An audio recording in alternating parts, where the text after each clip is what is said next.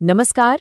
Supreme court, ये नाम सुनते ही दिमाग में एक बहुत शक्तिशाली और शायद थोड़ी जटिल सी तस्वीर बनती है ना?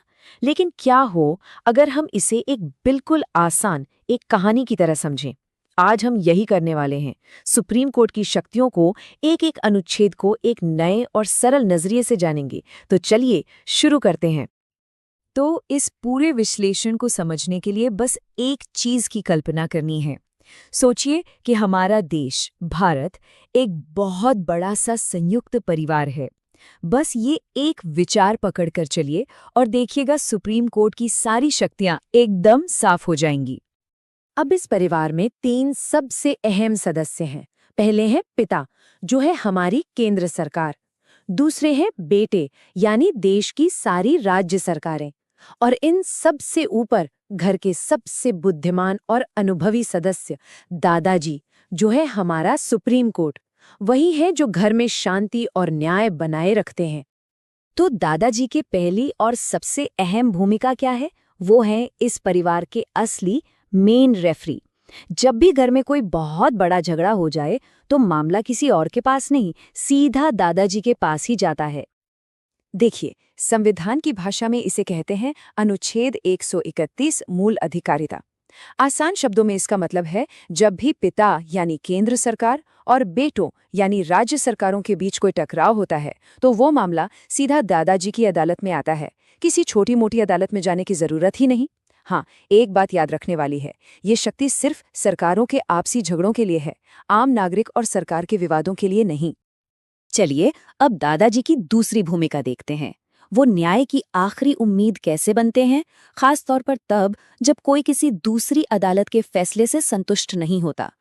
अनुच्छेद 132 ये कहता है कि अगर कोई भी मामला देश की सबसे बड़ी रूल बुक यानी हमारे संविधान के किसी नियम को समझने या उसकी व्याख्या से जुड़ा है तो उस केस में हाईकोर्ट के बाद अपील सीधा सुप्रीम कोर्ट में ही हो सकती है।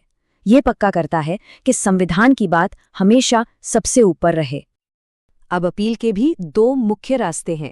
एक तरफ है अनुच्छेद 133, जो जमीन, जायदाद और पैसे कौड़ी जैसे सिविल मामलों के लिए है, पर इसमें अपील तभी होगी जब हाईकोर्ट खुद लिख कर दे कि मामले में कानून का कोई बहुत बड़ा सवाल छिपा है। दूसरी तरफ है अनुच्छेद 134। ये तब काम आता है जब बात किसी की जान या आज़ादी की हो, जैसे कि मौत की सजा वाले मामले। मतलब साफ है, चाहे मामला प्रॉपर्टी का हो या किसी की जान का, न्याय का सबसे ऊंचा दरवाजा सुप्रीम कोर्ट ही है।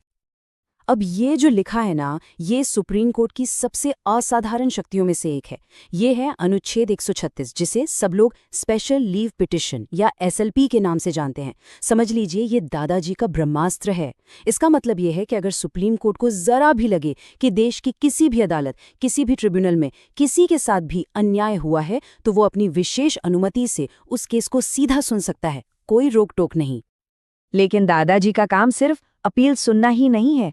उनके पास कुछ ऐसी सुपर पावर्स भी हैं जो ये पक्का करती हैं कि हर हाल में सिर्फ न्याय नहीं बल्कि संपूर्ण न्याय हो। जरा सोचिए, कोई इतनी बड़ी संस्था अपनी ही गलती माने और उसे सुधारे। अनुच्छेद 137 सुप्रीम कोर्ट को ठीक यही शक्ति देता है।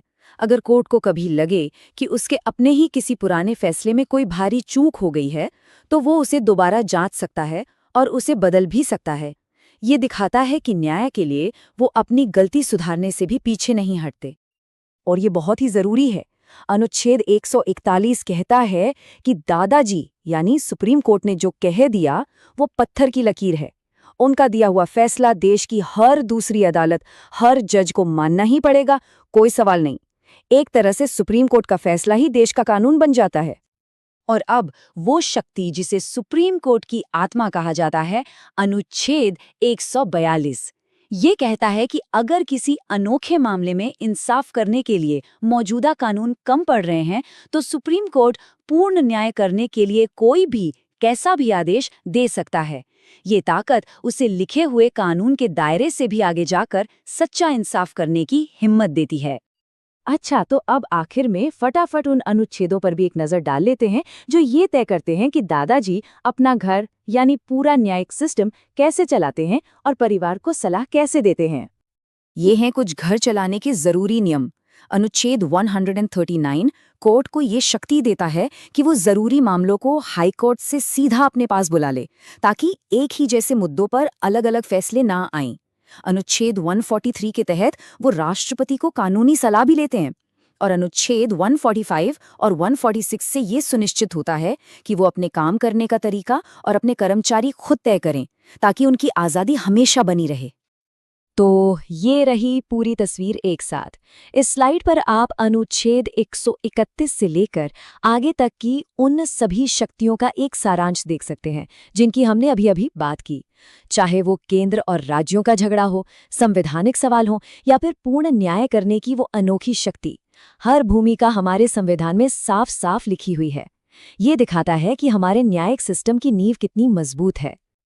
तो अंत में एक सवाल जो सोचना बनता है, जब सुप्रीम कोर्ट अनुच्छेद 142 के तहत पूर्ण न्याय करने के लिए लिखे हुए कानून से भी आगे जा सकता है, तो ये जो शक्ति है, ये उसे हमारे अधिकारों का एक रक्षक बनाती है या फिर एक तरह का शासक? इस सवाल का जवाब ही हमारे लोकतंत्र में न्यायपालिका की असली जगह को तय करता है। सोचने के लिए एक बहुत जरूरी विचार है ये।